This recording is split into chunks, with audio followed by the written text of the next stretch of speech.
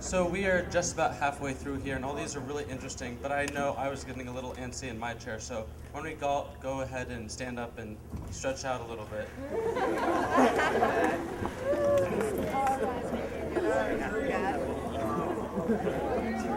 Do some yoga. Ow. And while you're standing and stretching, you can go ahead and sit down when you want. We'll introduce ourselves. My name is Ben Wills, and I am from the Beaverton area.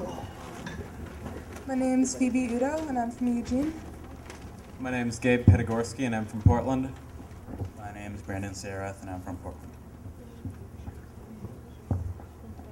All right, and our idea that we are bringing to the table is carbon neutral building codes. I think a unique thing about this is that, in fact, it is already in place. We have aspirational goals set by you, Governor, that all buildings will be carbon neutral by 2030.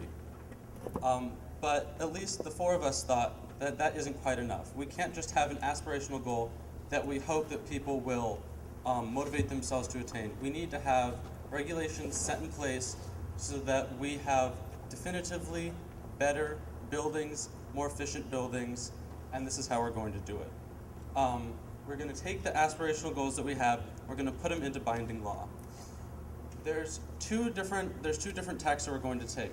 One is with new buildings. By 2015, we want the construction of new buildings to be a carbon neutral process. That's the actual stone and mortar in the ground. That whole process from start to finish needs to be carbon neutral with no net impact on the environment.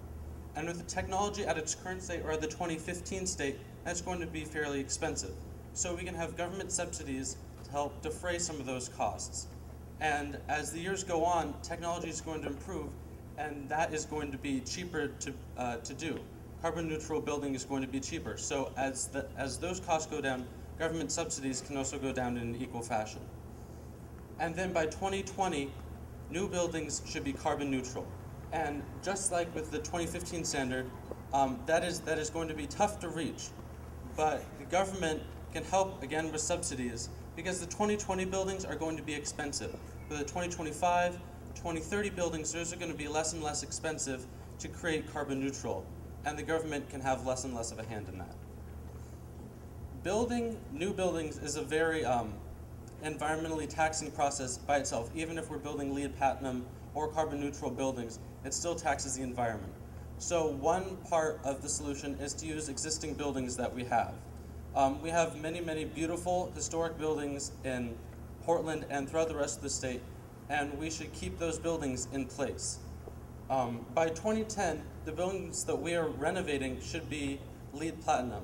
There are already buildings in Portland that are LEED Platinum right now that have existed for over 50 and 100 years.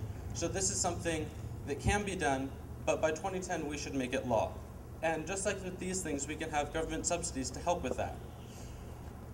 And by 2020, a combination of renovation and carbon offsets by the companies that are doing renovatings and the tenants can be used to make those renovated buildings completely carbon neutral. Because it is going to be hard to take a 150-year-old building and modify it enough so that it's LEED Platinum or carbon neutral just by itself. But you can use a combination of renovation and carbon offsets to make that a reality. This is attainable, this is possible.